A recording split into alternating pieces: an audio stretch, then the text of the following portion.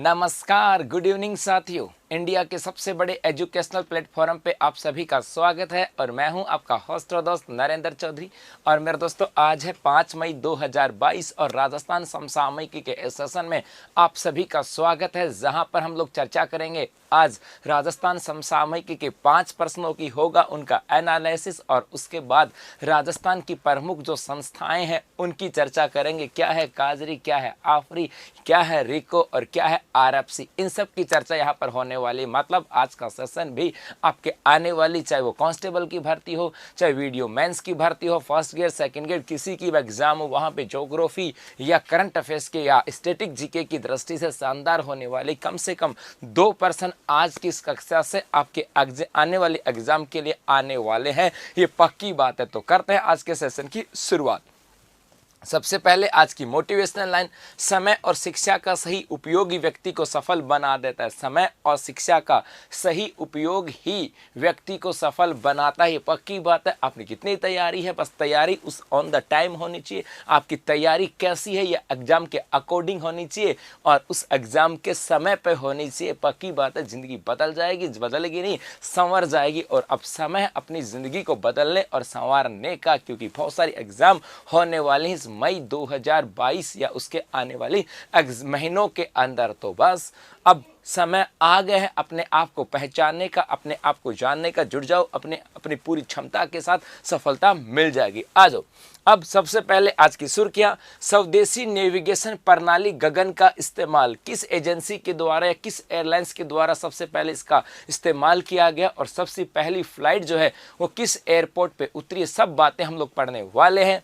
उसके बाद है आकाश मिसाइल के एडवांस वर्जन का सफल परीक्षण। तो क्या है आकाश मिसाइल, इसका यदि हम बात करें कब भारतीय सेना में शामिल हुई, किसके द्वारा विकसित की गई और इसके सफल जो वर्जन आता है इसका सफल परीक्षण कहां से किया गया, सब बातें हम लोग पढ़ने वाले हैं। नेक्स्ट है अर्थशास्त्री सुमन बेरी ने संभाला नीति आयोग के उपाध्यक्ष का पद। तो क्या है नीति आयोग, कौन होते हैं चेयरमैन, कौन है वाइस चेयरमैन और कौन है सीईओ और क्या काम आते हैं नीति आयोग, सब बातें हम लोग यहां से पढ़ने वाले हैं। नेक्स्ट है विटामिन ए अभियान की हुई शुरुआत। 9 माह से 5 साल तक के बच्चों को पिलाई गई दवाइयां। तो विटामिन ए के तहत जितने भी रोग होते हैं उनसे से बचने के लिए बच्चों को जो 9 माह से लेकर के 5 साल तक हैं उनके लिए चलाया गया विटामिन ए का अभियान। तो कहां और क्यों, क्या बातें आती हैं, ये हम लोग पढ़ने वाले हैं। उसके बाद है जैसलमेर कलेक्टर ने ड्रॉप आउट लड़कियों को लाने की योजना शुरू की। तो जैसलमेर की कलेक्टर प्रतिभा सिंह के द्वारा वहां की जो लड़कियां हैं जो स्कूल से ड्रॉप आउट थी इनको वापस से स्कूल में जोड़ने का प्रोग्राम चलाया है। तो कौन सा प्रोग्राम है और क्या बातें आती हैं, सब चीजें हम लोग यहां से पढ़ने वाले हैं। तो ये है आज की सुर्खियां और अब हर सुर्खी का होगा एनालिसिस। आ जाओ करते हैं सेशन की शुरुआत।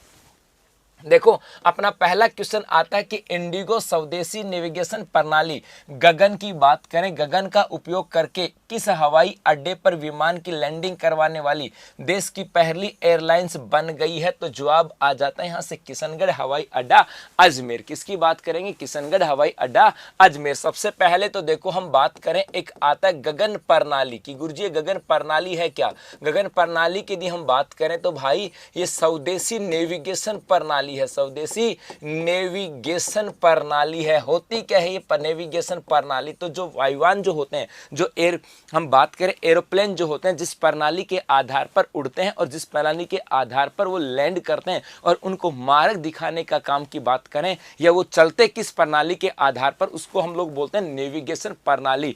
और ये देश की स्वदेशी प्रणाली है गगन प्रणाली। इस गगन प्रणाली की यदि हम बात करें, ये भी याद रखना कि इस गगन प्रणाली का जो विकास किया गया, ये विकास जो किया गया है ये 2 एजेंसियों के द्वारा मिलकर किया गया है। एक तो आता है इसरो और एक आता है airport authority of India AAI के द्वारा, इन दोनों के द्वारा इसका विकास किया गया। और इस गगन प्रणाली की बात करें, इसका सबसे पहले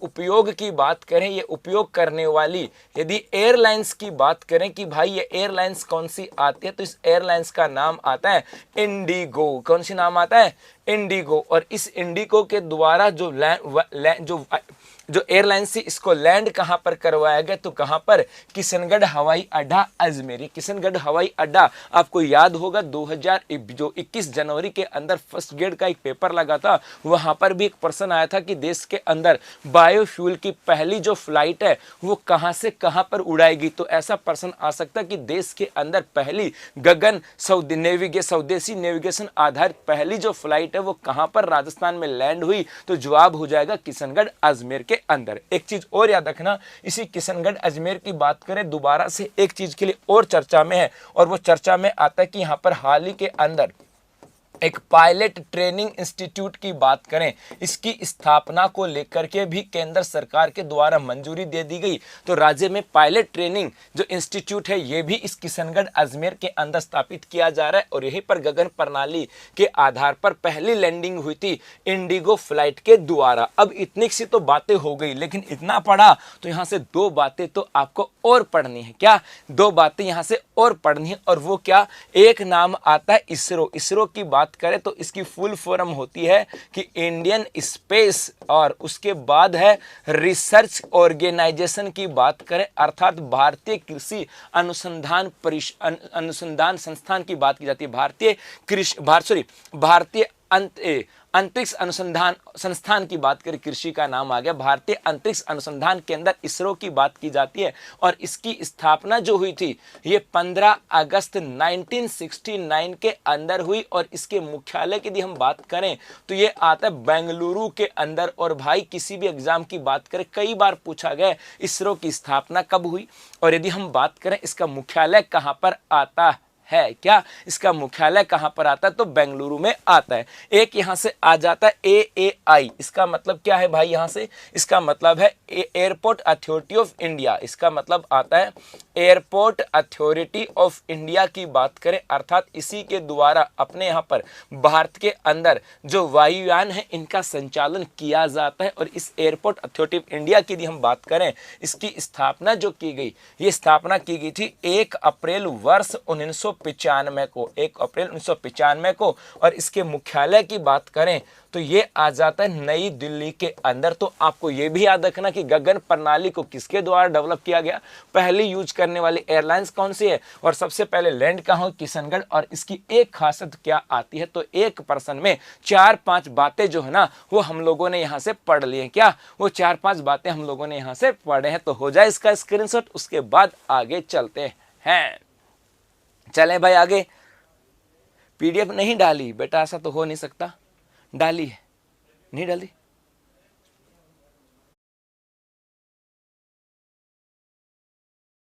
यहाँ पर कर्फ्यू की वजह से नेट की बड़ी प्रॉब्लम है, समझो बात को। यहाँ पर कंप्यूटर की जो कर्फ्यू लगा हुआ ना उसकी वजह से नेट की बड़ी प्रॉब्लम है, तो हो सकता है कल आपको मिल जाए। ठीक है, चले आगे।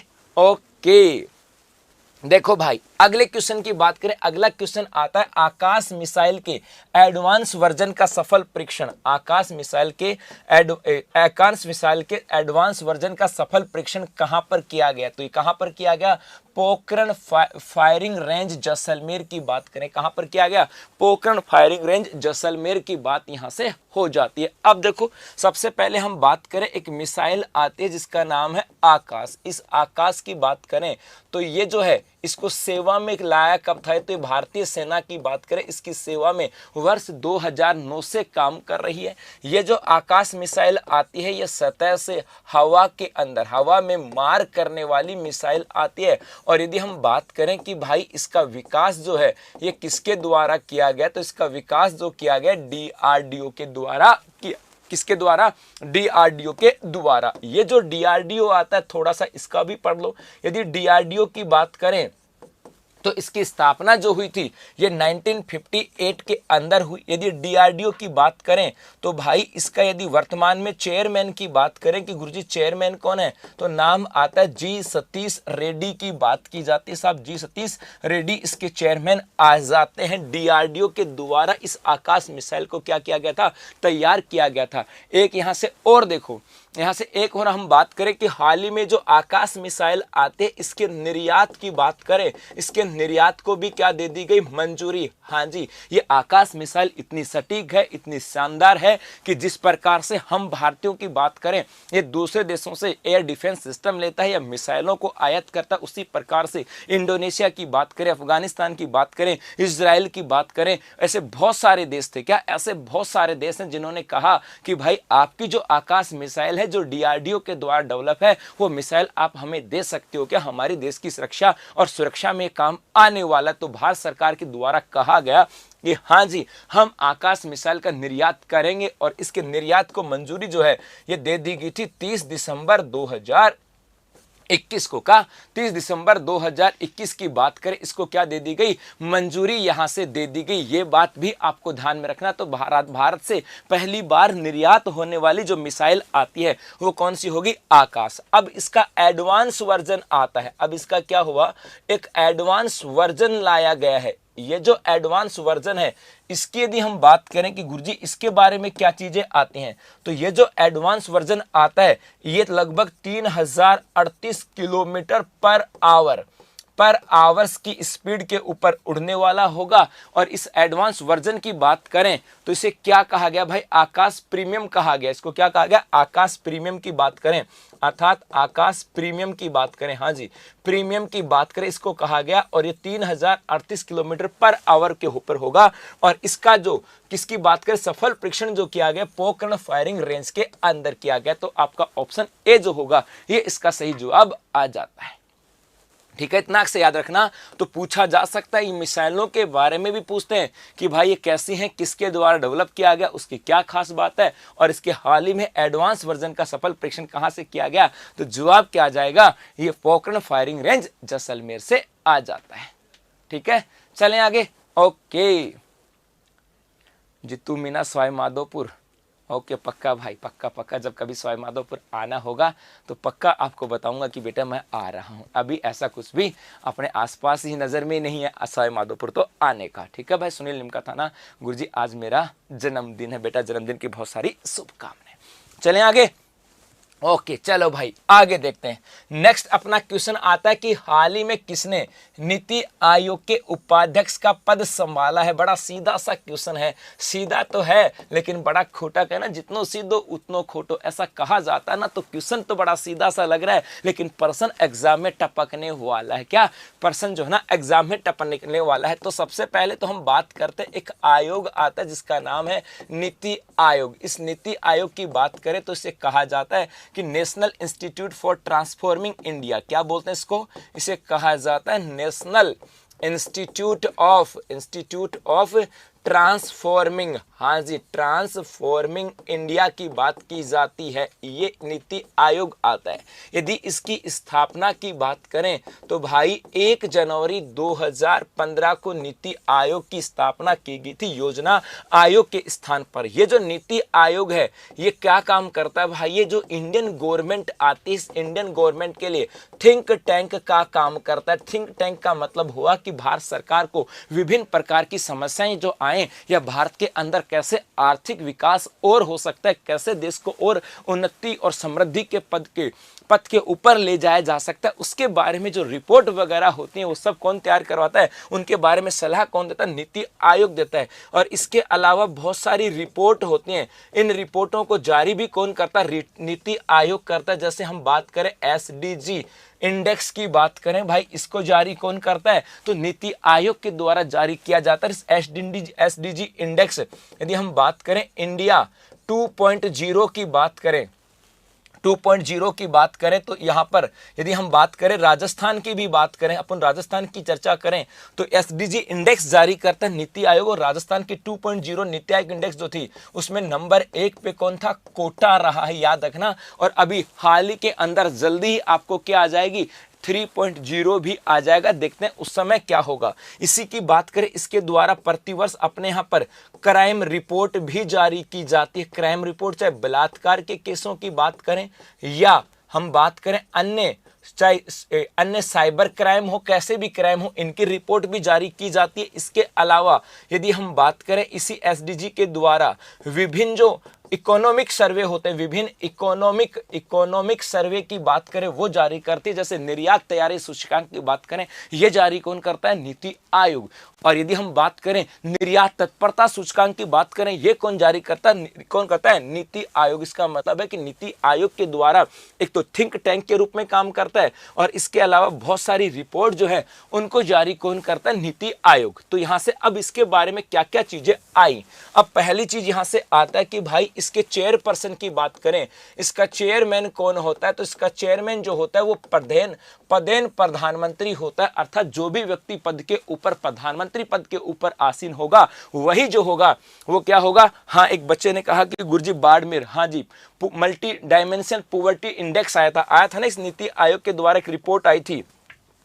कौन सी आई थी भाई? पुवर्टी मल्टी डायमेंशन, पीएम एक रिपोर्ट आई थी पुवर्टी के ऊपर, मल्टी डायमेंशन पुवर्टी रिपोर्ट की बात करें, हाँ जी, मल्टी डायमेंशन पुवर्टी रिपोर्ट आई थी एक इस नीति आयोग के अंदर, जिसके अंदर नंबर 1 पे कौन था? बाड़मेर था। भारत राजस्थान के अंदर नंबर 1 पे कौन था?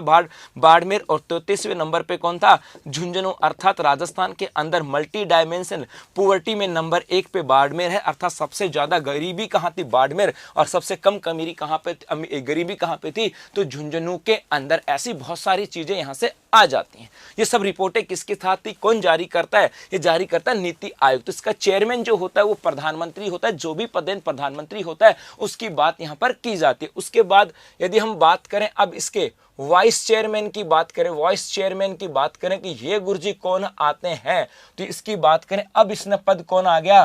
तो याद रखना सुमन बेरी की बात की जाती है। एग्जाम में पर्सन ऐसे भी बना सकता है मेरे बच्चों, और पर्सन वो ये हो सकता है कि सुमन बेरी ने जो है ना किसके स्थान पर पद धारण किया? तो जवाब क्या हो जाएगा? राजीव कुमार। किसके नाम पर स्थान पर था?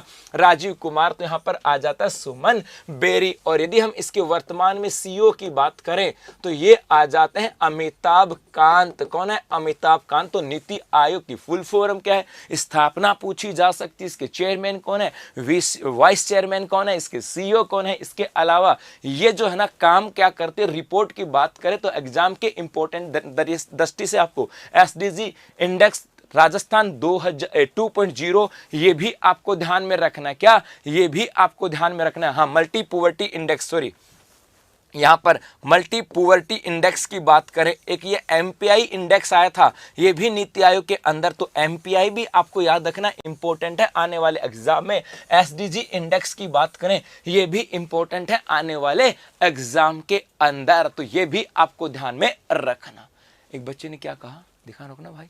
गजेंद्र सिंह, अगर मैं, अच्छा ओके भाई, बस आपकी मेहनत है बेटा गजेंद्र सिंह तोमर, बस मेहनत करते जाओ, पक्की बात है सफलता मिल जाएगी। चले आगे।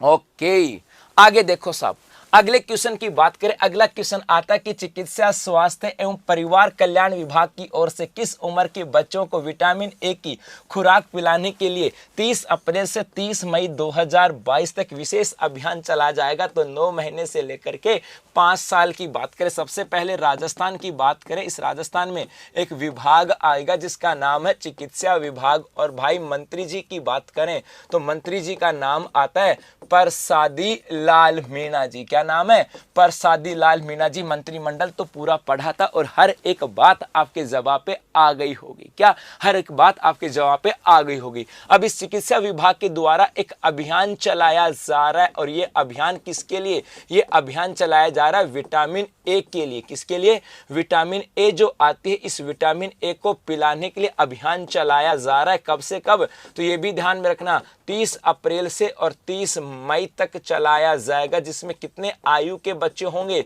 तो 9 महीने से लेकर के और 5 साल तक के बच्चे होने वाले हैं। तो पर्सन बन जाते हैं। ऐसे कि हाल ही में राजस्थान सरकार के द्वारा राजस्थान के अंदर विटामिन ए की खुराक पिलाने के लिए अभियान चलाया गया। उसमें आयु, कितने आयु के बच्चों को शामिल किया गया? ये टीचर भर्ती परीक्षा के एग्जाम की पॉइंट ऑफ व्यू से बड़ा इंपॉर्टेंट आता है, याद रखना। अब गुरुजी यहां से चीजें आई, विटामिन की जब नाम आया तो क्यों ना यहां से इस विटामिन से होने वाले जो रोग हैं इसकी भी चर्चा कर लेते हैं। और ये पक्की बात है, A B C D E और के की बात करें तो पक्का होगा, आपको पता ही होगा। ए की बात करें कि भाई ए से कौन सा होता है, तो विटामिन ए से तो होता है रतौंधी। बी से कौन सा होता है भाई, बी से कमी से होने वाला रोग कौन सा आता है, तो याद रखना बेरी बेरी, किसकी, बेरी बेरी। सी की बात करें तो सी से कौन सा होता है, स्कर्वी। डी की बात करें इससे कौन सा होता है, रिकेट्स की बात करें। ई की बात करें इससे जनन क्षमता कम होती है, जनन क्षमता कम होना। और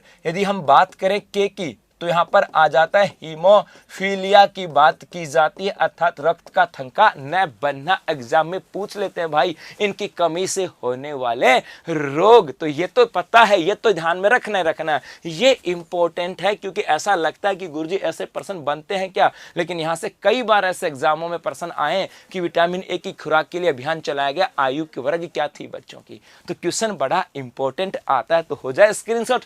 अब आगे चलते हैं, चलें आगे। ओके, अगले क्वेश्चन की बात करें, एक चीज याद रखना, अरे मंजिल यूं ही नहीं मिलती राही को, क्या, अरे मंजिल यूं ही नहीं मिलती राही को, एक जुनून सा दिल में जगाना पड़ता है। पूछा चिड़िया से कि घोंसला कैसे बनता है, तो बोली तिनका तिनका उठाना पड़ता है, मेहनत करनी पड़ती है। उस मेहनत का जो फल है वो बड़ा शानदार तो होता है, क्या, उसका मेहनत का जो रिजल्ट है वो बड़ा शानदार होता है। अब देखो पहला क्वेश्चन देखो, स्कूल छोड़ चुकी छात्राओं को वापस लाने के लिए किस जिला कलेक्टर ने घर घर जाकर के शिक्षा प्रदान करने के लिए अनूठी स्कूल पढ़ारो जसने की लाडली, स्कूल पढ़ारो जैसने की लाडली योजना की शुरुआत की। तो ये तो पक्का हो गया कि साहब जैसने का जब नाम आया है तो इसका संबंध जैसलमेर से होगा, लेकिन किसके द्वारा, तो नाम आ जाएगा प्रतिभा सिंह। अब देखो हम बात करते हैं जैसलमेर की, और इस जैसलमेर की जिला कलेक्टर हैं, इस जैसलमेर की जिला कलेक्टर की बात करें उनका नाम आता है प्रतिभा सिंह। और प्रतिभा सिंह के द्वारा हाल ही के अंदर यहां पर एक अभियान चलाया गया, और उस अभियान का नाम क्या है, अरे स्कूल पधारो रे, स्कूल पढ़ारो जैसने की लाडनी, जैसने की लाडली की बात की जाती कि आओ। और इसका संबंध किससे था, शिक्षा से आता है, और किसकी शिक्षा, बालिका शिक्षा से इनका संबंध आता है। अब गुरुजी इसके अंदर शामिल किसको लिया जाएगा, कौन से बच्चे होंगे, तो यहां पर कहा गया कि 11 से लेकर के 18 आयु वर्ग जो होगा, इस आयु वर्ग के बच्चों की बात करें, क्योंकि जैसलमेर की बात करें तो राजस्थान में 33 जिले आते हैं, और यहां पर शिक्षा की दृष्टि से बात करें तो जैसलमेर को शिक्षा की दृष्टि से पिछड़े जिलों के अंदर माना जाता है कि क्षेत्र जो है शैक्षिक दृष्टि से पिछड़ा हुआ है। अब उसी की बात यहां से की जाती है कि क्यों ना यहां की जो बच्चियां हैं उनको पढ़ाया जाए, क्योंकि लड़की एक घर नहीं 2 घरों को साक्षर करती है, 2 घरों को पढ़ाती है। और इसीलिए जैसलमेर की जिला कलेक्टर प्रतिभा सिंह, नाम याद रखना, इसके द्वारा अभियान चलाया गया स्कूल पढ़ारो जैसने की लाडली, जहां पर 11 से 18 साल की जो बच्चियां हैं जो स्कूल से ड्रॉप आउट हो चुके हैं, जिन्होंने स्कूल छोड़ दिए, इनको वापस से शिक्षा से जोड़ करके शिक्षा की मूल धारा के अंदर जोड़ा जाएगा। इसकी बात यहां से चीजें आ जाती हैं, ठीक है। एक तो ये आपको ध्यान में रखना है। क्या कहा जी, क्या कहा सर, मुझे एशिया अवार्ड और इंडिया अवार्ड मिले हैं। आर के इंसान, बेटा कोई बात नहीं, आप अपने कमेंट्स में नंबर छोड़ दो, हमारी टेक्निकल टीम संपर्क कर लेगी। आप नंबर अभी भी छोड़ सकते हो, संपर्क कर लेगी भाई। इसके अलावा दिखाना है ना भाई, इंसान जी, आरके जी, आप अपने नंबर छोड़ दो, हमारी टीम आपसे संपर्क कर लेगी। चलें आगे। ओके, अब देखो यहां से और चीजें चलें कि गुरुजी और बताओ इस जैसलमेर की कुछ खास बात। इस जैसलमेर की बात करें तो यहां से एग्जाम में तो कई बार तो इस आकल वुड फॉसिल्स के बारे में भी पूछा जाता है, आकल वुड फॉसिल्स की बात करें पूछा जाता है। और यहां से हमें क्या मिले, तो यहां से हमें मिले समुद्री वनस्पति के अवशेष, और यहां से हमें मिले डायनासोर के अवशेष। तो ये आकल वुड फॉसिल्स पार्क भी पूछा जाता है। एक यहीं से हम बात करें, यहीं पर आता है कुलधरा गांव, जहां पर राज्य का पहला कैक्टस गार्डन बनाया गया है, एग्जाम में पूछ लिया जाता है। इसी जैसलमेर की बात करें तो भाई यहीं पर जो अपनी बीएसएफ है, इस बीएसएफ का 57वां स्थापना दिवस, बीएसएफ का 57वां स्थापना दिवस बनाया गया था इसी जैसलमेर के पूनम स्टेडियम के अंदर। कहां? जैसलमेर के पूनम स्टेडियम के अंदर। तो ये भी आपको याद रखना, 3-4 बातें तो ये भी आपको ध्यान में रखनी है। तो हो जाए इसका स्क्रीनशॉट। अब आगे चलते हैं, चले आगे। ओके, बहुत बढ़िया। अब देखो आगे बढ़ते हैं साहब, और आगे अपनी बात करें तो अपनी तैयारी को परखने के लिए अपनी जो मई 2022 की जो करंट अफेयर्स की बुक है वो अपने मार्केट में उपलब्ध है। और आप अपनी तैयारी को यदि मजबूत करना चाहते हैं तो आज ही अपनी इस कॉपी को लेकर के आए। क्या खास बात है गुरुजी यहाँ पर? तो चर्चित व्यक्तित्व यहाँ पर इसके अंदर हैं। आपके जितने भी चर्चित व्यक्तित्व हैं जो एग्जाम पुलिस कांस्टेबल वाले में आने वाले हैं वो सब यहाँ पर हैं। प्रमुख पुरस्कारों की बात करें, राजस्थान में जितने भी प्रमुख पुरस्कार हैं उन सबको यहां पर शामिल किया गया है।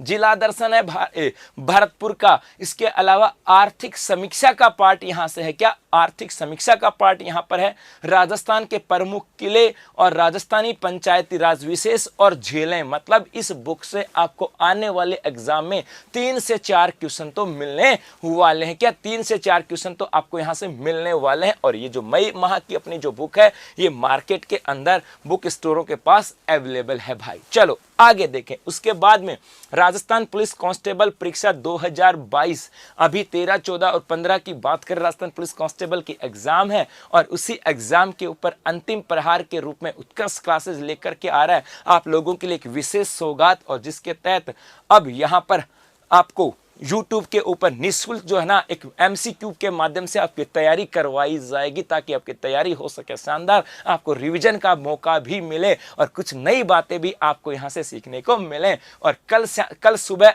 8 बजे राजस्थान भूगोल की मैं खुद कक्षा लेकर के आऊंगा जहां पर राजस्थान की ज्योग्राफी और उसके साथ साथ करंट अफेयर्स को भी लपेटेंगे। उसके बाद 10 बजे पॉलिटी की कक्षा होगी और 2 बजे रीजनिंग की कक्षा होने वाली है। और यह होगा अंतिम प्रहार इस राजस्थान पुलिस की एग्जाम के ऊपर। चलें आगे। ओके, अब किसकी बात करें? राजस्थान की प्रमुख संस्थाएं। किसकी बात करें? राजस्थान की प्रमुख संस्थाएं। और जिन्होंने 2021 के पेपर देखे होंगे भाई, जिन्होंने 2021 के पेपर देखे होंगे उनको पता होगा कि इन संस्थाओं से 2 क्वेश्चन एग्जाम में आते हैं और 2 आते हैं तो आते हैं। और आज की कक्षा भी आपके 2 क्वेश्चन तो लेकर के जाएगी, ये तो पक्की बात है। सबसे पहले हम किसकी बात करें? राजस्थान औद्योगिक विनियोग विकास निगम, अर्थात बात की जाती है किसकी? रिको की बात की जाती है। इस रिको की बात करें, सबसे पहले यदि हम बात करें कि गुरुजी इसकी स्थापना कब हुई, तो भाई इसकी स्थापना मानी जाती है मार्च 1969 को। क्या? मार्च 1969 को मानी जाती है। लेकिन उस समय इस संस्था की बात करें, इसका नाम कुछ और था। उसको कहते थे राजस्थान स्टेट। इसको क्या कहते थे? Rajasthan state industrial and minerals development corporation के नाम से जानते थे। RSIMDC के नाम से जाना जाता था। और बाद में यहां पर हम बात करें तो 1 जनवरी 1980 को इसे 2 भागों में बांट दिया जाता है। और एक नाम क्या आता है? रिको। एक नाम तो किसका आता है? रिको। तो कई जगह तो आपको रिको की स्थापना जो है ये कब की मिलेगी भाई? मार्च 1969, या मिल जाएगी आपको 1 जनवरी 1980। और एक संस्था बन जाती है Rajasthan state mines development corporation, RSMDC। ये चीजें आपको ध्यान में रखना है। अब ये जो रिको आता है गुरुजी, रिको क्या काम करता है? प्रश्न बनता है यहां से कि इस रिको का काम क्या आता है। तो इस रिको की बात करें, एक तो राजस्थान के अंदर जो सेज आती हैं, पढ़ा होगा ना स्पेशल इकोनॉमिक जोन, सेज की बात करें उनका विकास कौन करता है? रिको। और सेज की बात करें तो राजस्थान की पहली सेज आती है हस्तशिल्प एवं गंवार गम। कौन सी? तो याद रखना, हस्तशिल्प एवं गंवार गम की बात की जाए। और ये जो सेल है, ये सेज की बात करें, ये कहां पर? जोधपुर के अंदर। एक तो याद रखना, यदि बात करें राजस्थान की प्रथम निजी सेज की बात करें तो उसका नाम आता है महिंद्रा सेज। और ये जो महिंद्रा सेज है ये है भाई अपने जयपुर के अंदर। एक तो सेज पर्सन पूछा जाता है। इसके अलावा गुरुजी और क्या काम करता है भाई, इसी रिको की बात करें, इसी रिको के द्वारा अपने राजस्थान के अंदर जो मेगा फूड पार्क हैं, इन मेगा फूड पार्कों का विकास किया जाता है। और नंबर 1 याद रखना, राजस्थान में जो मेगा फूड पार्क है ये किशनगढ़ अजमेर के अंदर, वैसे रूपनगढ़ का नाम आता कहां पर है, रूपनगढ़ किशनगढ़ अजमेर के अंदर है। और इसके अलावा एक अपने यहां पर प्रस्तावित कह दो या निर्माणाधीन की बात करें, इस कैटेगरी में आ जाते हैं। एक है भाई पलाना बीकानेर के अंदर और दूसरा जो आता है ये आ जाता है अपने जोधपुर के अंदर। कहां पर जोधपुर में, तो ये जोधपुर में है, मथानिया जोधपुर के अंदर। और इनके विकास का काम भी कौन कर रहा है, रिको के द्वारा। इस रिको के द्वारा और क्या काम किया जाता, तो याद रखना इसी रिको की यदि हम बात करें, इसके द्वारा अपने यहां पर राजस्थान में एग्रो फूड पार्कों की बात करें उसका विकास किया गया। और राजस्थान में एग्रो फूड पार्क 4 हैं।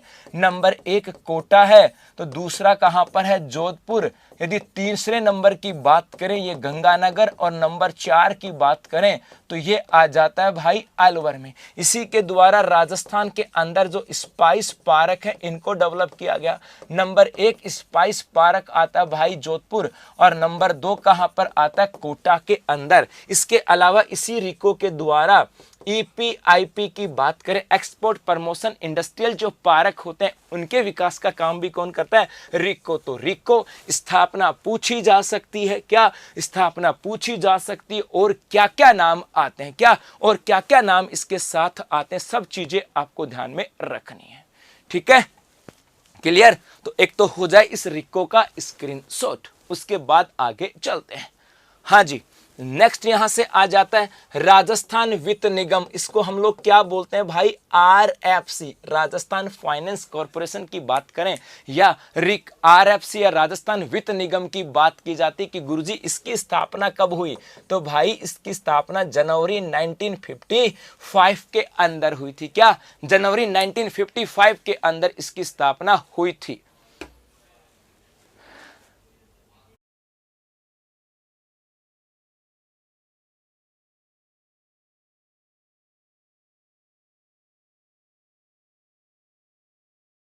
स्थापना कब हुई, जनवरी 1955 के अंदर। और इसका मुख्यालय कहां पर आता है, जयपुर के अंदर। अब ये काम क्या करती है, ये काम क्या करती है, तो जितनी भी इकाइयां होती हैं राजस्थान में, इन इकाइयों को ऋण देती है। अर्थात राजस्थान में इकाइयों को ऋण देने वाली सबसे बड़ी एजेंसी कौन सी है, RFC। ठीक है, यहां तक याद रखना। अब इस RFC के द्वारा भी कई योजनाएं आती हैं। 1-2 योजनाएं तो आपको पढ़ लेनी चाहिए। क्या, 1-2 योजनाओं की बात करें ये तो आपको पढ़ लेनी है। एक तो आपको याद रखना सेमफेक्स योजना, एक तो कौन सी आती है, सेमफेक्स योजना की बात करें कि भाई इसका संबंध किसके साथ है, तो इसका संबंध आता है किसके साथ, RFC के साथ। और ये जो भूतपूर्व सैनिक होते हैं, इन भूतपूर्व सैनिकों को अपने स्वरोजगार की बात करें, स्वरोजगार प्रारंभ करने के लिए क्या देता है, ये आर्थिक सहायता देता है। इस आर्थिक सहायता देता है इस सेमफेक्स योजना के तहत। एक इसी के तहत इंपॉर्टेंट आती है जिसका नाम है शिल्प बाड़ी योजना। कौन सी है, शिल्प बाड़ी। और यहां पर जो राजस्थान के अंदर जो शिल्पकार व दक्षकार जो है, दक्षकार की बात करें, उन सब की भी आर्थिक सहायता कौन करता है, आर्थिक सहायता, तो ये नाम आता है RFC। तो सेमफेक्स और शिल्प बाड़ी ये 2 इंपॉर्टेंट है, दोनों आपको ध्यान में रखनी है। क्या, दोनों आपको ध्यान में रखनी है। हो जाए स्क्रीनशॉट, आगे चलते हैं, चलें आगे। ओके भाई, आगे देखो नेक्स्ट आता है राजस्थान लघु उद्योग विकास निगम की बात करें, अर्थात क्या बोलेंगे भाई इसको, राजस्थान लघु उद्योग विकास निगम की बात करें, इसे कहा जाता है राजसिको भी बोलते हैं। शॉर्ट में क्या बोलते हैं, राजसिको। क्या, अरे राजसिको की बात की जाती है। और इसकी स्थापना जो हुई थी 1961 में, स्थापना कब, 1961 के अंदर, ये आपको ध्यान में रखना। अब इस राजसिको में काम क्या आता है, तो राजस्थान के अंदर जो लघु उद्योग इकाई आती हैं, इन इकाइयों की सहायता करना इसका काम आता है। इसके अलावा यहाँ पर इसी राज सिक्कों की बात करें, इसके द्वारा एक राजस्थली एम्पोरियम की बात करें, एम्पोरियम के नाम से एक शोरूम चलाया जाता है। और ये शोरूम कहां पर चलाया जाता है? जयपुर के अंदर। अर्थात जो शिल्पकार दक्षकार होते हैं उनके द्वारा निर्मित वस्तुओं को, हस्त निर्मित वस्तुओं को एक प्लेटफॉर्म देने के लिए, देने के लिए एक राजस्थली एम्पोरियम चलाया जाता है। कहां पर? जयपुर में। और इसकी शुरुआत हुई थी वर्ष 2007 से, ये भी आपको ध्यान में रखना। इसके अलावा इस राज सिक्कों के द्वारा याद रखना, इसी के द्वारा एयर कार्गो कॉम्प्लेक्स जो होते हैं, एयर कार्गो कॉम्प्लेक्स जो कहां पर है? सांगानेर एयरपोर्ट के ऊपर, इसका संचालन किया जाता है। और इसी राज सिक्कों की बात करें, इसी के द्वारा राजस्थान के अंदर जो शुष्क बंदरगाह होते हैं भाई, उन बंदरगाहों का भी क्या किया जाता है? संचालन यहां पर किया जाता है। तो इंपॉर्टेंट है राज सिक्कों भी। चलें आगे। ओके, आगे देखो, और यहां से कौन सा आता है? एक आता है ग्रामीण गैर कृषि विकास अभिकरण, रूडा। हाँ जी, किसकी बात करें? अरे रूडा की बात करें, जिसकी स्थापना 1995 में की गई थी। रूडा की बात करें, इसकी स्थापना कब की गई थी भाई? 1995 में। और यदि इसके मुख्यालय की बात करें तो मुख्यालय आ जाता है मेरे बेटा कहां पर? जयपुर के अंदर। अब ये रूडा जो है ना, काम क्या करता है? याद रखना, काम क्या करता है कि राजस्थान के अंदर ऐसे लोग जिनके पास खेती योग्य भूमि नहीं है, उन लोगों को रोजगार देने का काम या रोजगार विकास का काम कौन करता है? तो रिगो की, किसकी बात करें? रूडा की बात यहां पर की जाती है। इसी रूडा की बात करें तो भाई ये जीआई टैग भी देता है। क्या?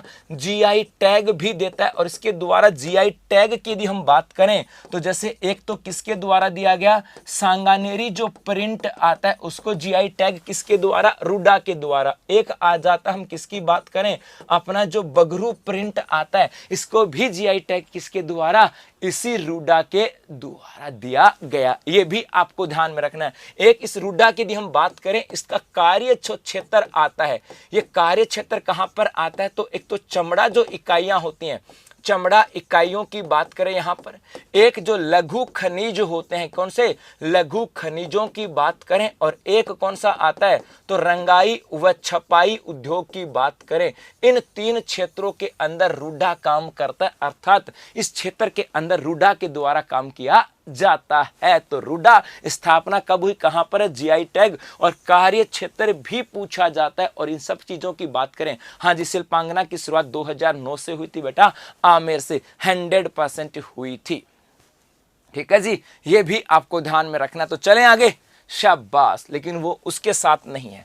आ जाओ, नेक्स्ट है राजस्थान कोऑपरेटिव डेयरी फेडरेशन की बात की जाती है। राजस्थान कोऑपरेटिव डेयरी फेडरेशन की बात करें, और इसके साथ एग्जाम में कई बार आता है कि डेयरी उद्योग। ये डेयरी उद्योग की 4-5 बातें हैं जो आपको पढ़नी है। सबसे पहले यदि हम बात करें, राजस्थान में एक Rajasthan state dairy development corporation आता है। राजस्थान में सबसे पहले RSDDC आता है 1975 के अंदर, और ये आता है वर्ल्ड बैंक के सहयोग से। वर्ल्ड बैंक के सहयोग से आता है, लेकिन बाद में इसका नाम परिवर्तन हो जाता है, और नाम परिवर्तन 1977 में होता है। राजस्थान कोऑपरेटिव, क्या नाम बनता है? Rajasthan cooperative dairy federation, RCDF जो है, RCDF की बात करें, ये नाम कब हो जाता है? 1977 के अंदर। और ये भी किसका?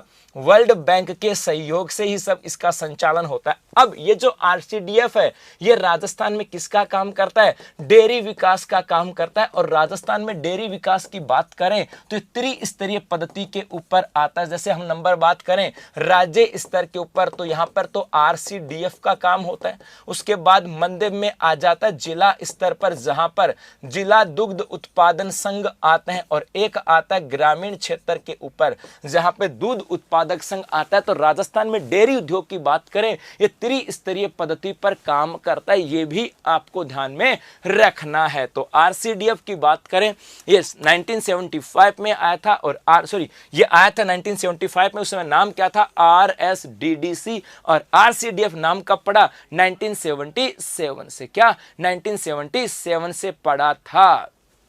ठीक है। और राजस्थान में डेयरी विकास त्रिस्तरीय पद्धति के ऊपर काम करता है। हर एक बात आपको ध्यान में रखनी है। चलें आगे, हो जाए स्क्रीनशॉट। ओके, हाँ जी, आगे देखो भाई, नेक्स्ट संस्था कौन सी आती है? राजस्थान पर्यटन विकास निगम लिमिटेड अर्थात आरटीडीसी की बात करें, राजस्थान टूरिज्म डेवलपमेंट कॉरपोरेशन की बात की जाती कि गुरुजी आरटीडीसी की स्थापना कब हुई, क्या क्या चीजें आते हैं। तो सबसे पहले यदि हम बात करें इसकी स्थापना की तो 24/11/1978 में आता है। और वैसे इसने कार्य करना जो प्रारंभ किया था ये आ जाता है 1 अप्रैल 1979 से। लेकिन यदि एग्जाम में आ जाए कि आरटीडीसी की स्थापना कब हुई तो जाना कहां पर है आपको? 1978 के ऊपर जाना है। और यह भी याद रखना, जब 1978 में इसकी स्थापना हुई तब इसको कहा क्या जाता था? राजस्थान पर्यटन विकास निगम लिमिटेड। क्या बोलते थे इसको? राजस्थान पर्यटन विकास निगम लिमिटेड कहा जाता था, निगम लिमिटेड के नाम से जानते थे। और बाद में इस हम बात करें राजस्थान पर्यटन विकास निगम लिमिटेड का नाम आरटीडीसी, और आरटीडीसी का मतलब था राजस्थान पर्यटन विकास निगम की बात करें, विकास निगम। ये जो आरटीडीसी जो नाम पड़ा है इसका नाम आरटीडीसी की बात करें, राजस्थान किसकी बात करें? राजस्थान टूरिज्म डेवलपमेंट है ना कॉरपोरेशन लिमिटेड, आरटीडीसीएल की बात करें। पहले आरटीडीसीएल था। और ये जो आरटीडीसी की बात करें ये नाम कब आया? तो ये नाम आया था 8/9/2000 को। कब?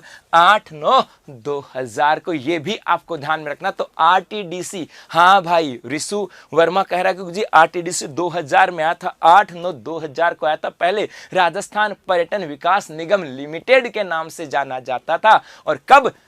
24/11/1978 को। और आरटीडीसी तो नाम का पड़ा 8/9/2000। और ये काम क्या करता है आरटीडीसी? इसके द्वारा राजस्थान में बहुत सारे महोत्सव हैं, जैसे हम बात करें मरु महोत्सव, थार महोत्सव, मेवाड़ महोत्सव, मारवाड़ महोत्सव, ऊंट महोत्सव, ग्रीष्म और शीत महोत्सव, बूंदी महोत्सव, कजली तीज महोत्सव। इन सब महोत्सवों को यदि हम बात करें, ठीक है, इन सब महोत्सवों की यदि हम बात करें उनका आयोजन कौन करता है? इसी आरटीडीसी के द्वारा किया जाता है। तो हो जाए इसका स्क्रीनशॉट। अब आगे चलते हैं।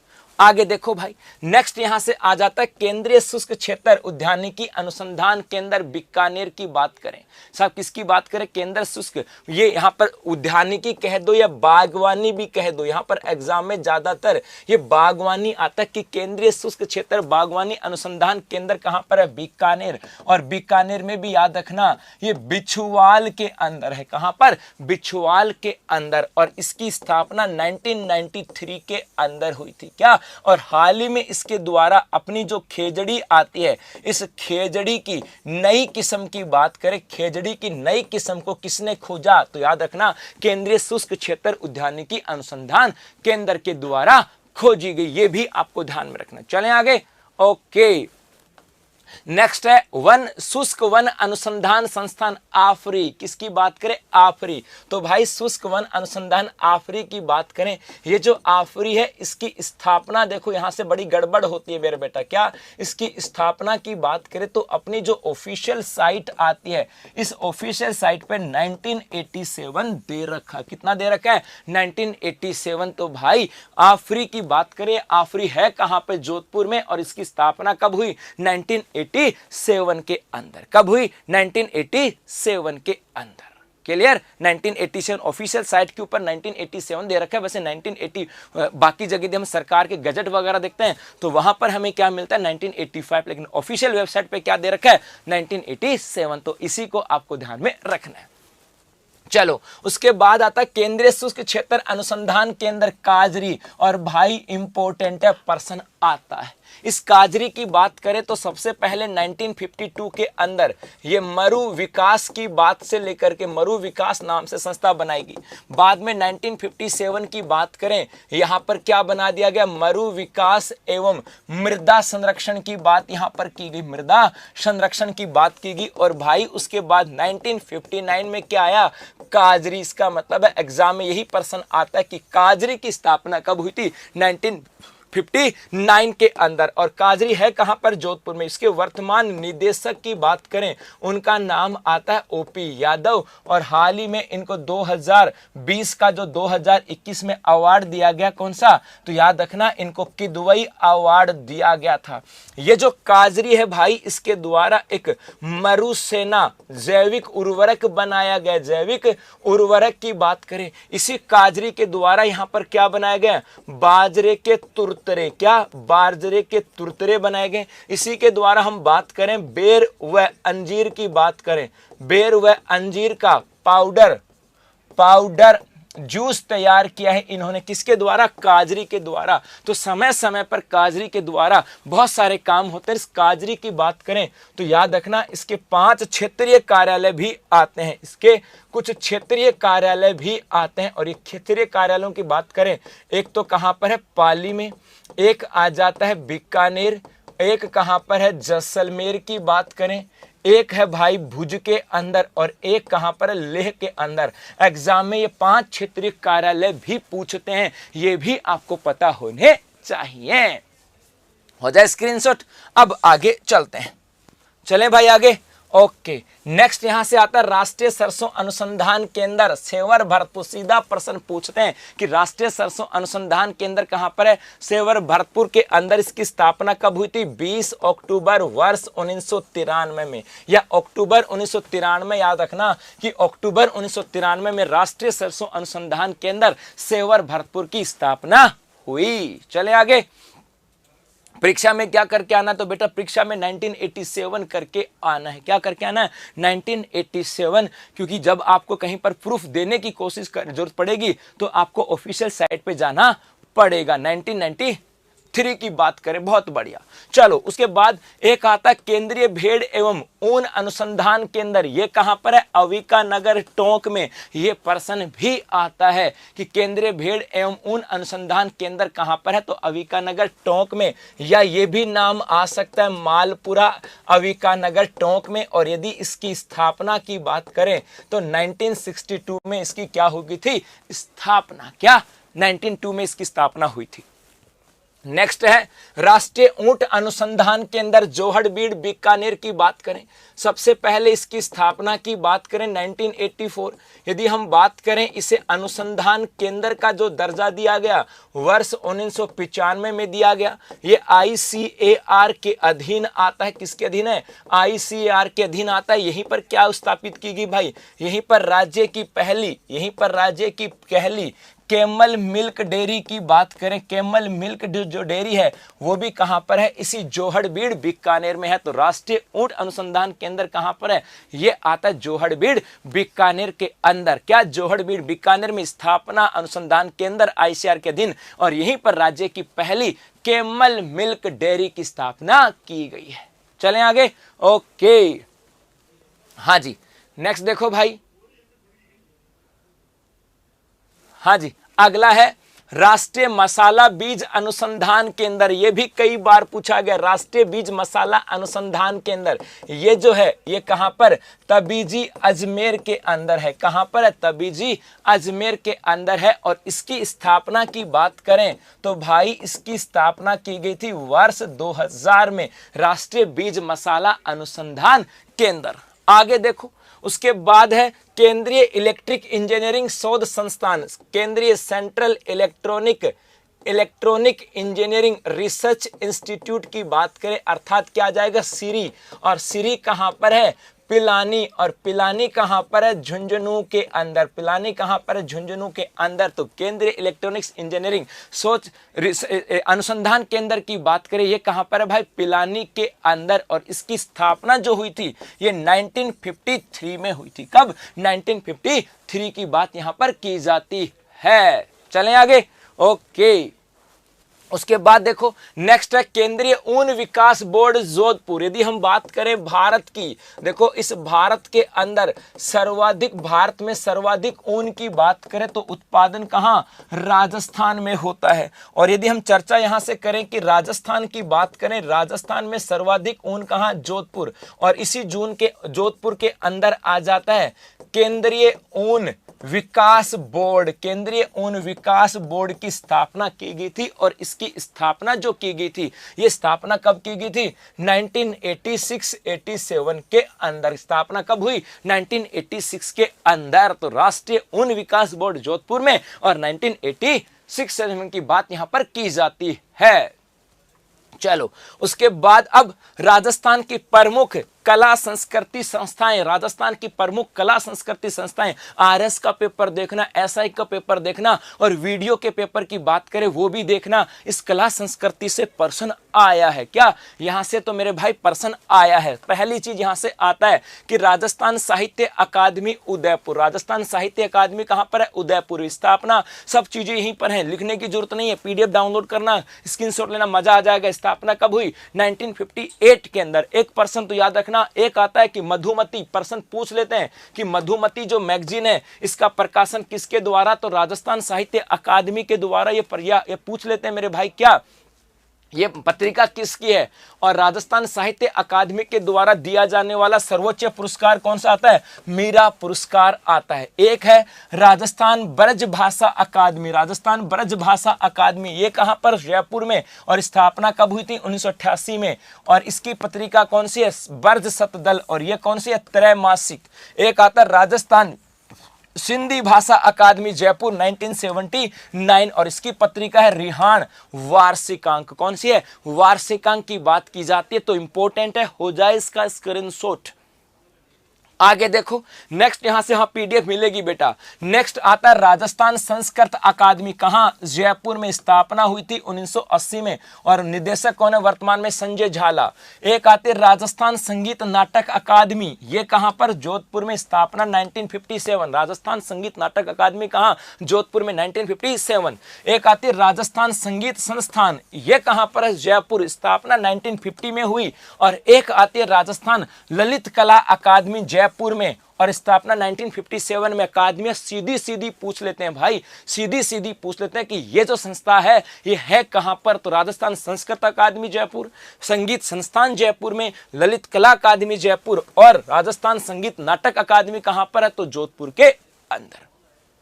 चलो, उसके बाद है पश्चिमी क्षेत्र सांस्कृतिक केंद्र। इससे तो बहुत बार प्रश्न आता है, पश्चिमी क्षेत्र सांस्कृतिक केंद्र, कई बार तो प्रश्न आता है इसके संरक्षक को लेकर के। और संरक्षक कौन होता है भाई? राज्यपाल।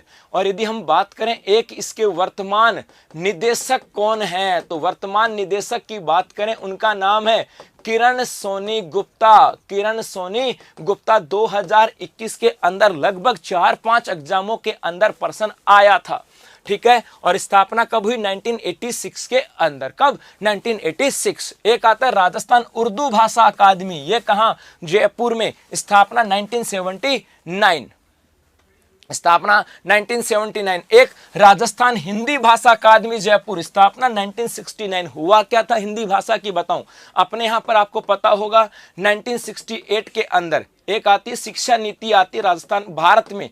1968 में शिक्षा नीति आई थी, और उसके तहत कहा गया था कि देश के अंदर हायर जो एजुकेशन है वो भी हिंदी में होना चाहिए। और इसी बात को लेकर के राजस्थान हिंदी भाषा अकादमी की स्थापना की गई थी 1969 के अंदर। एक राजस्थान पंजाबी भाषा अकादमी, ये कहां? गंगानगर में। स्थापना कब हुई? 2006 के अंदर। चलें आगे। ओके,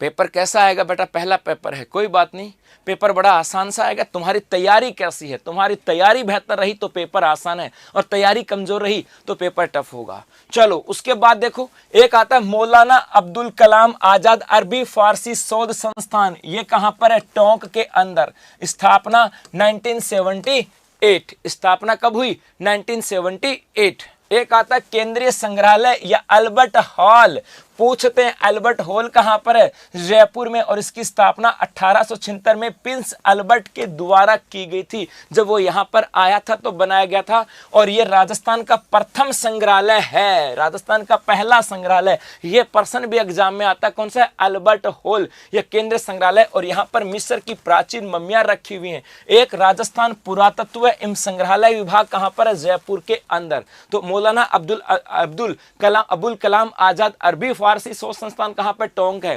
राजस्थान का पहला म्यूजियम कौन सा? अल्बर्ट हॉल जयपुर में। और पुरातत्व एवं संग्रहालय विभाग कहाँ पर? जयपुर के अंदर। हो जाए स्क्रीनशॉट, आगे चलते हैं।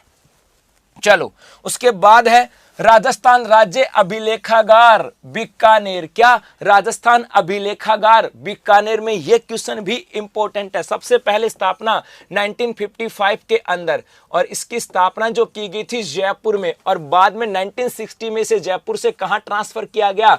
बीकानेर में ट्रांसफर किया गया। इसी की बात करें तो याद रखना, यह राजस्थान का पहला डिजिटल म्यूजियम है। म्यूजियम की बात करें, यह प्रश्न भी आ चुका है कि राजस्थान का पहला डिजिटल म्यूजियम तो यही राजस्थान राज्य अभिलेखागार है। और इसी की बात करें, यहीं पर राज्य का पहला, यहीं पर क्या भाई? तो याद रखना, राज्य का पहला 3D म्यूजियम, राजस्थान का पहला 3D जो म्यूजियम है, यह भी कहां रखा गया? इसी राजस्थान राज्य अभिलेखागार बीकानेर के अंदर आता है। एक प्राच्य विद्या प्रतिष्ठान, यह कहां पर है? जोधपुर में। स्थापना 1955 के अंदर। एक आता है सर छोटूराम स्मारक, यह कहां पर है? हनुमानगढ़ में। कहां? हनुमानगढ़ में। चलें आगे। ओके, आगे देखो भाई, क्या बात है, मेरे वाला डायलॉग मेरे पे चिपका दिया तो भाई। किसने कहा कि गुरुजी अभय चैम्बर वालों को कल आना है क्या? अब तो पीजी में रह रह के परेशान हो गए। कोई बात नहीं बेटा, 6 तारीख के बाद। एक चलना, एक बच्चे ने कहा कुछ मेरे वाला डायलॉग मेरे पे चिपका दिया कि रह रह तेरी याद आवे 10 की करा, है ना? हाँ, एक बच्चा को क्लास में सुनाया था मैंने कि रह रह तेरी याद आवे 10 की करा, सोचा सी सपने बिच मिलोगे तुसी, सोचा सी सपने बिच मिलोगे तुसी, जद नींद या ना आवे 10 की करा। आठे तो चेपा नींद भैया पूरी लिया, आठे नींद की कोई समस्या को नहीं, ते ध्यान जरूर रखियो। चलें आगे। ओके, एक आता है जनजातीय संग्रहालय की बात करें, यह कहां पर है? उदयपुर में। और इसकी स्थापना 30 दिसंबर 1983 में माणिक्यलाल वर्मा के द्वारा की गई। यहां से हम बात करें, एक बागौर की हवेली, यह कहां पर है? उदयपुर में, 1997। और इस बागौर की हवेली की यदि हम बात करें तो भाई यहां पर कहा जाता है कि यहां पर क्या रखी हुई है? दुनिया की सबसे बड़ी पगड़ी। दुनिया की सबसे बड़ी पगड़ी की बात करें, वो कहां पर है? इसी बागौर की हवेली उदयपुर के अंदर है ना? कहां पर है? बागौर की हवेली उदयपुर में। भाई आज अक्षय सर है ना गेट पे खड़े, पता है आपको? अक्षय सर गेट पे खड़े और कैमरे से रिकॉर्डिंग कर रहे हैं कि अच्छा गुरुजी क्या गपला कर रहे हो ऑनलाइन में ना। तो अक्षय सर भी बड़े मंद मंद मुस्कुरा रहे कि अच्छा गुरुजी गपला तो तगड़ा कर रहे हो आप भी, है ना? हाँ बट ऐसा कोई गपला नहीं है। लेकिन आ रहे हो सर? कल की लाइव का बता दिया आपने। आ जाओ, आप भी आ जाओ एक बार। चलो, आपसे अक्षय सर भी रूबरू होने वाले हैं। आइए सर, स्वागत है आपका। सबको नमस्कार। सर, आपकी क्लास में विद्यार्थियों का रुझान जिस तरह बढ़ रहा है वो क्लियरली इंडिकेट करता है कि आप बहुत ज़बरदस्त मेहनत कर रहे हो। और आप में से जितने भी लोग इस वक्त राजस्थान पुलिस कांस्टेबल की तैयारी कर रहे हैं, उनको पता लग ही गया होगा कि कल से उनके लिए रिवीजन क्लासेस स्टार्ट होने वाली हैं। और शुभारंभ खुद नरेंद्र चौधरी सर ही, सुबह 8 बजे वाली क्लास आपकी है ना? तो 8 बजे वाली क्लास सर की है, तो शुभारंभ करेंगे। सर, करंट अफेयर्स की अपन ने नहीं लगाई है, वो आप अपनी इस क्लास में, आप इसी में कवर कर ही रहे हो ना, पढ़ा ही रहे हो। तो इसमें एक आधी रिवीजन क्लास 11-12 तारीख को पूरी रख लेना। हाँ, वो अभी कराई थी आपने ना? हाँ, तो कांस्टेबल रेडी रहें। साथ ही साथ सर इनके लिए फ्री टेस्ट का भी, मैंने उसके कमेंट पढ़े सुबह वाले वीडियो के, तो उसमें लिखा था सर टेस्ट का भी हमारा कुछ जुगाड़ कीजिए। तो मैं सबको बताना चाहता हूँ कि आप लोग के टेस्ट का भी जुगाड़ किया है। मैं अभी 6 बजे ही उसके लाइव आने वाला था, पर अभी उसमें कुछ काम बचा था, तो अभी इसको मैं सुबह आपको बताऊंगा। परसों से आपके 5 टेस्ट, मॉडल टेस्ट पेपर्स का इंतज़ाम किया गया है, free of cost for everybody. चाहे वो उत्कर्ष में ऑनलाइन स्टूडेंट रहा हो चाहे ना रहा हो, वो free of cost for everybody है। उसकी सूचना आपको कल सुबह दोपहर तक आके मैं ज़रूर दूंगा। और जो आपकी 3 लाइव क्लासेस हैं, 8 से 10, 10 से 12 और 2 से 4, उसमें भी उनके लिए उस वक्त सूचना दिलवा देंगे। ठीक है सर? तो इसी तरह पढ़ते रहिए, सर को अपना प्यार देते रहिए और उत्कर्ष को प्यार देते रहिए। पक्का सर, मतलब सर ने आकर के 2-4 चीज़ें आपको अच्छी अच्छी बता दी, शानदार वाली, कि भाई पुलिस कांस्टेबल पे अंतिम प्रहार है। यहाँ से अब तो एक तो वो आपकी यूट्यूब पे लाइव क्लासेस स्टार्ट हो जाएंगी, और एक जो ऐप के अंदर आपका टेस्ट जो है वो 5 जो मॉडल पेपर होंगे, जो 5 टेस्ट पेपर होंगे फ्री ऑफ कॉस्ट है। कोई भी बच्चा, जरूरी नहीं जिन्हें उत्कर्ष का ऐप ले रखा है या ऑनलाइन कोर्स के, तो वो जरूरी नहीं, सब कुछ ना बिल्कुल फ्री ऑफ कॉस्ट सर, क्या बिल्कुल फ्री ऑफ कॉस्ट है। आप लोग को कोई फिक्र करने की ज़रूरत नहीं है। एक ये भी शिकायत रहती है सर, एकदम एंड पे आके करवाते हो। देखो, हम तो पूरे साल ही पढ़ा रहे हैं सर, आपको पूरे साल ही पढ़ा रहे हैं। हम भी अलग अलग ज़रियों से पूरे साल, भी जैसे डमरू सीरीज़ आई थी मेरी पिछले महीने, तो वो क्या था, वो आप लोग को पढ़ाना ही तो था। डेडिकेटेडली कांस्टेबल के लिए 6 दिन थे, क्योंकि लास्ट के दिनों में भटकने के सर बहुत सारे संभावनाएं रहती हैं कि अरे मेरा वो दोस्त है नरेंद्र, उसने तो कहा था वो 2 किताबें पढ़ी, उसने, मैंने तो वो पढ़ी नहीं। तो वो इस तरह कचरा जो है वो ग्रहण ना करें, इसलिए इन 6 दिनों में, 7 दिनों में, 8 दिनों में आप लोग का ध्यान एकदम उसी तरह अपने एग्जाम्स पे लगा रहा है, ये हमारी कोशिश है। तो मिलते हैं कल सुबह 8 बजे। सर सबसे पहले मैं भी आऊँगा और उसमें आपके सारे सब्जेक्ट कवर होंगे। बहुत ज़्यादा इंपॉर्टेंट MCQs उसमें होने वाले हैं, आप चिंता बिल्कुल मत कीजिए। ओके सर, मतलब हमें भी, हमारा भी मन खुश हुआ कि ऐसी चीज़ें जब स्टूडेंट के लिए आते ना, और जब संस्था ऐसा करता है तो एक टीचर का भी मन खुश होता है कि हाँ, हमारे बच्चे जो लास्ट टाइम में अब अपनी तैयारी को और भी धारदार और मजबूत बना सकते हैं। तो अक्षय सर, आपको भी बहुत सारा प्यार, और उत्कर्ष को तो हमेशा प्यार, आभार, धन्यवाद कि वो ऐसे ऐसे नए नए इनोवेटिव जो आइडियाज़ हैं वो लाते रहते हैं। ठीक है, करें शुरुआत, आ जाओ। एक भादरिया लाइब्रेरी, ये कहां पर है? पोखरण के अंदर। कहां पर है? पोखरण के अंदर। और ये जो लाइब्रेरी है कैसी है, याद रखना, ये भूमिगत लाइब्रेरी है। क्या? भूमिगत है। एशिया का सबसे बड़ा गैर सरकारी पुस्तकालय, इसका मतलब एशिया का सबसे बड़ा भूमिगत पुस्तकालय की बात करें, एशिया का सबसे बड़ा भूमिगत पुस्तकालय भी कौन सा है? भादरिया लाइब्रेरी, पोखरण, जैसलमेर की बात की जाती है। चलो उसके बाद देखें, एक आता राजकीय संग्रहालय अजमेर। एक राजकीय संग्रहालय की बात करें अजमेर, पर्सन क्या बनेगा? डेट नहीं पूछेंगी कि भाई इसकी स्थापना कब हुई, पर्सन ये बनेगा कि राजकीय संग्रहालय जो अजमेर है 1908 में भारत सरकार के द्वारा मैग्नीज का किला, जिसको अकबर का किला को राजपूताना के नाम से दिया गया है, ये पूछते हैं कि यह है कहां पर, तो मैग्नीज के किले में। कहां पर है? मैग्नीज के किले या अकबर के किले के अंदर है। एक सरदार म्यूजियम, ये कहां पर है? जोधपुर के अंदर। राजकीय संग्रहालय ये कहां पर है? बीकानेर के अंदर। कहां पर है? बीकानेर के अंदर। चलें आगे। ओके, इसके अलावा एक आता सिटी पैलेस म्यूजियम की बात करें, जयपुर के अंदर है, और इस संग्रहालय में दुनिया के विशालतम चांदी के 2 देग रखे हुए हैं। यही प्रश्न अपने आप में है कि दुनिया के सबसे बड़े चांदी के बर्तन कहां पर रखे हैं, तो दुनिया के सबसे बड़े चांदी के बर्तन कहां पर है? सिटी पैलेस म्यूजियम के अंदर। एक सिटी पैलेस म्यूजियम कहां पर है भाई? उदयपुर के अंदर। और एक पोथीखाना कहां पर है? जयपुर में। एग्जाम आया हुआ क्वेश्चन है कि पोथीखाना कहां पर है, तो जयपुर में। और इसकी स्थापना 1952 में महाराजा सवाई मानसिंह द्वितीय के द्वारा की गई थी। क्या? सवाई मानसिंह द्वितीय के द्वारा की गई थी। तो बस आज के लिए इतना ही। क्या? बस आज के लिए इतना ही। मिलेंगे कल सुबह 8 बजे पुलिस कांस्टेबल के ऊपर अंतिम प्रहार के रूप में, और शाम को 5 बजे इसी कक्षा के रूप में। तो तब तक धन्यवाद, थैंक यू, शुक्रिया। अगर वीडियो पसंद आया हो तो वीडियो को लाइक करना ना भूलें, सब्सक्राइब करें उत्कर्ष के YouTube चैनल को, और लेटेस्ट अपडेट पाने के लिए बेल आइकन को प्रेस करना ना भूलें। प्रतियोगी परीक्षाओं की तैयारी अब घर बैठे उत्कर्ष ऐप के साथ। अब पढ़ो कहीं भी, कभी भी।